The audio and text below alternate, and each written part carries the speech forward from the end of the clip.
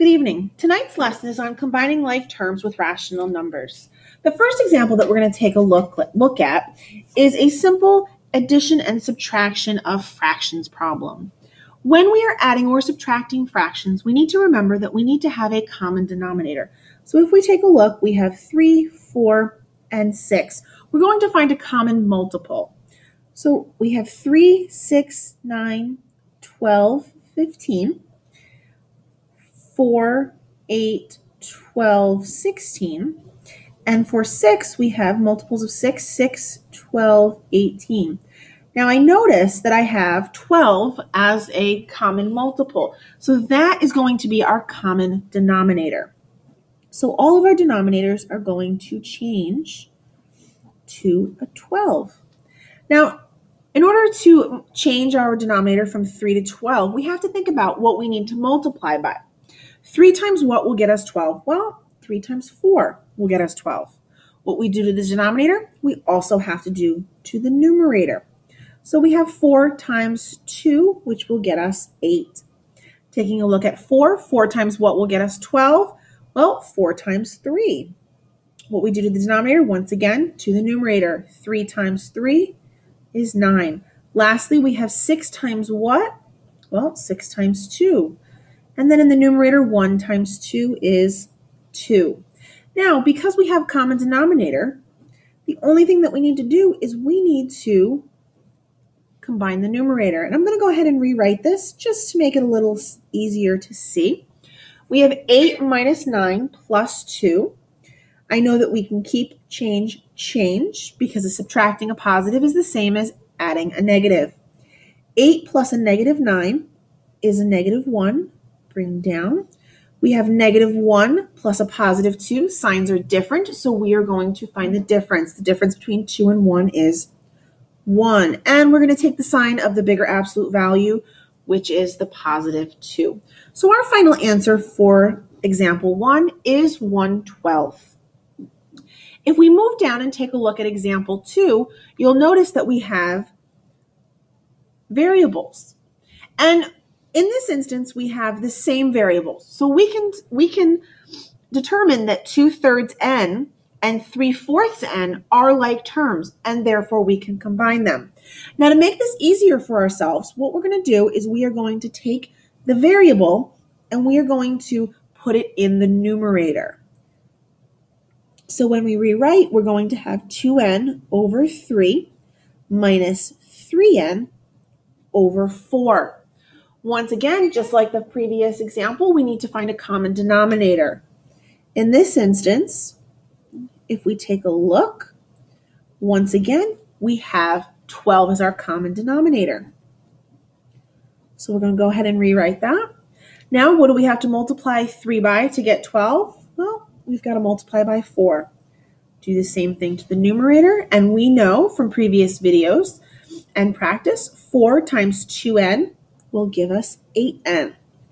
If we take a look over here, 4 times what will get us 12? Well, that is 3. So we have 3n times 3, which will give us 9n. Now, just like the previous example, we know that once we have a common denominator, the denominator is not going to change, and we are going to focus solely on what we have in the numerator. I'm going to go ahead and rewrite that. Okay, subtracting a positive is the same as adding a negative. And I know that I have common variables, so these are like terms. So we have 8n plus a negative n, which will give us negative 1n. Or we could simply write it as negative n over 12. Either answer is acceptable. Okay, go ahead and flip over. On the back, we have example 3. What I would like you to do is I'd like you to pause the video, try it out, and come on back. All right, hopefully you pause the video. The first thing that we're going to do is we're going to take our variables and we're going to put them into the numerator.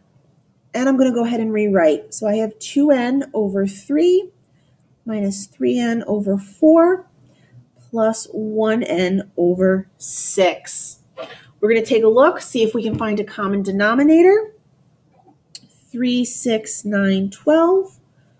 4, 8, 12, 6, 12. We're in luck. Our common denominator is 12 once more. So I'm going to go ahead and change our denominators. Okay. 3 times what gets us 12? Well, that is 4. We're going to multiply by 4 on top. 4 times 2n will give us 8n. We're going to multiply the second term by 3, the denominator, multiply the numerator. 3n times 3 will get us 9n. 6 times 2 will get us 12, and we multiply the numerator as well by 2. 1n times 2 is 2n. We know that we have a common denominator, so I'm going to go ahead and put that in the answer. And I want to focus on just the numerator. I'm going to go ahead and rewrite it. Actually, I'll go right over here. Plus 2n. All right, subtracting a positive is the same as adding a negative. We have common denominator, or excuse me, I keep saying that, I apologize. We have like terms, so we are going to be able to combine all 3 terms. 8n minus 9n is going to give us negative 1n. Bring down the 2n. Negative 1n plus 2n, or positive 2n, is going to give us 1n. So our answer will be positive 1n, or we could write n over 12. Okay. Example number 4, we've got a few more terms, actually one more term. This time we have a mixed number. What I would like you to do, pause the video, try it out, and come on back. All right, hopefully you paused the video. The first thing that we're going to look at is, once again, putting the variables into the numerator. So we will have 2n over 3 minus 3n over 4 plus 1n over 6 plus 2 over 9. We're going to put 2n over 9. All right. So anytime we have a mixed number, we want to change the mixed number to an improper fraction. So we're going to go 2 times 9 is 18. 18 plus 2 is 20. So this is going to be 20n over 9. And I'm just going to go ahead and rewrite it. Make it easier for us to see. Now if I take a look, I have 3, 4, 6, and 9. Well, this time I know that 12 is not going to be our common denominator, but I also know that 36 is a multiple of 3. 3 times 12, 9 times 4, 6 times 6, and 9 times 4. So I'm going to use 36 as my common denominator. Go ahead and rewrite the denominators. Okay, 3 times what is going to get us 36? Well, that is 12. Multiply the numerator. 12 times 3n is 36n. Oh, I just happened to see, I made a mistake. When I copied and I transcribed, I went from a 2 to a 3. So I got to change that. And go on back. We're going to grab some white out. Sometimes that happens. It's a good thing that I caught it, not that I completed the problem and then made a mistake. All right, 12 times 2n is going to give us 24n. 4 times 9 is 36, so therefore 3n times 9 is going to give us 27n. 6 times what? Well, 6 times 6. 1n times 6 gives us 6n. And 9 times what? 4. Multiply the numerator by 4 as well. 20n times 4 gives us 80n. All right, so now that I know that 36 is our common denominator, I'm going to simply focus on the numerator. I'm going to go ahead and rewrite this to make this easier on us. And I notice that I have like terms. All 4 are like terms. So we are going to combine them. 24n minus 27n. Well, that is going to give us negative 3n plus 6n plus 8n.